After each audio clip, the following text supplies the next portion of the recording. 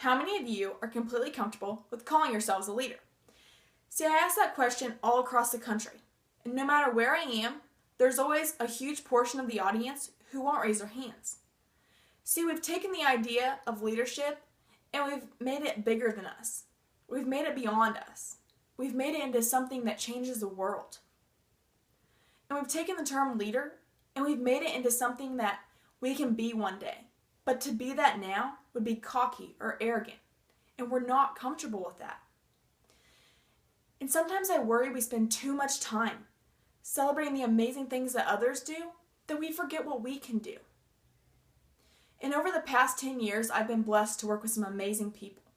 Some people that have truly helped me redefine leadership. But today I want to share with you a memory that redefined leadership for me. I went to a small school, and on my last day, a girl came up to me and she said, "I remember the first day I met you." And then she told me the story of what happened 4 years earlier. I was in the hotel room with my parents the night before I was to begin university. I was so scared. And I was so convinced that university wasn't for me. And my parents were so amazing. They said, "Look, we know you're scared, but just go tomorrow. And if at any point you feel it's not for you, we can go home. We love you no matter what." And she says, so I went the next day, and I was standing in line, waiting for registration. I was looking around, and I just knew I couldn't do it. I knew university wasn't for me. And then I saw you coming out of the union. You were wearing the stupidest hat I had ever seen in my life. You were handing out lollipops. And when you got to me, you just stopped and you stared. It was so creepy. And then you turned to the boy next to me and you said, "You need to give this lollipop to the beautiful girl standing next to you."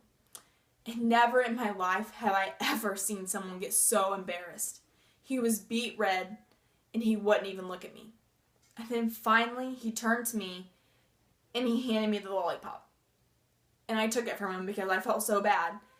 And in that moment, I looked at you, and your face was so severe. And you looked at my parents, and you said, "Look at that. Look at that." Not even a day away from home, and she's already taking candy from a stranger. The whole room filled with laughter. And I don't know why I'm telling you this, because it's so cheesy, but in that moment, I knew I was where I was supposed to be. I knew university was for me. I knew this was my home. And I know I haven't spoken to you in the 4 years since that moment, but I just wanted to tell you how important that was to me. And I'm going to miss you, and good luck. Now here's the kicker. I don't remember doing that. I have no recollection of that moment. I've searched my memory banks. It's funny, I should remember doing it, right? But I don't. And that was such an eye-opening, transformative moment that affected someone's life. A moment that made someone come up to a stranger 4 years later and say, "Hey, that was an important moment." And I can't remember. I wish I did. Now, how many of you have had a lollipop moment? A moment where someone said or did something that fundamentally made you a better person. Now, how many of you told that person?